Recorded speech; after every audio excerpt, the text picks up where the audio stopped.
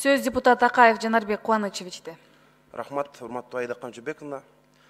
Мына азыр президентибиз соттук укуктук реформа жөнүндө, коррупция менен күрөшүү жөнүндө ал башкы багыттардын бири болоорун айтты.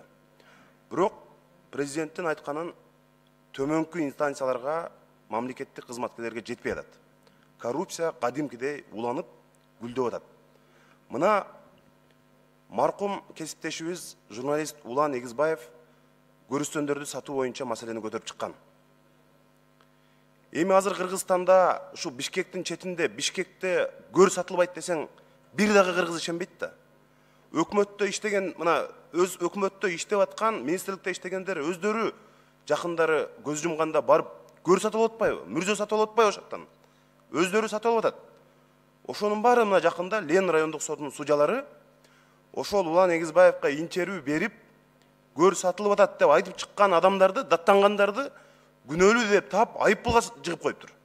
Силер эми ошону туура эмес маалымат бергенсиңер, Кыргызстанда Бишкекте көр сатылбайт, силер жалган сүйлөпсүңөр деп туруп, сот аны айыптуу деп таап, анын үстүнө, өлгөнүн үстүнө көмгөн кылып, акчалай айып салып коюптур. 20 000 сом төлөп бересиң деп. Эми ушундан кийин Кыргызстанда коррупция болуп атат, уурлук болуп атат деп бирөө жарым айтып чыгабы? Тескерисинче, ошо эл жүрөктүк кылып, тармактагы коррупцияны айтып чыккан адамдарга биз урмат, сый мамиле кылып, сен ушундай чоң былык иштердин бетин ачканга жардам бердиң, ачык айтып чыктың деп туруп, аларга биз сыйлык беришибиз керек да. Аларды кыргыз коомуна үлгү катары көрсөтүшүбүз керек. Силер мына унчукпай жатып албай, тармактагы коррупцияны айтып чыктыңар деп. Бул канчалык сенсациялуу телепрограмма болгон. Элдин баарынан сурап чыккан азыр мына Кыргызстанда. Бишкектин четинде, Бишкектеги мына көр сатылабы, сатылбайбы деп. Кызылдай акчага сатылып атат. Мен дагы мына трибунадан айтып коеюн.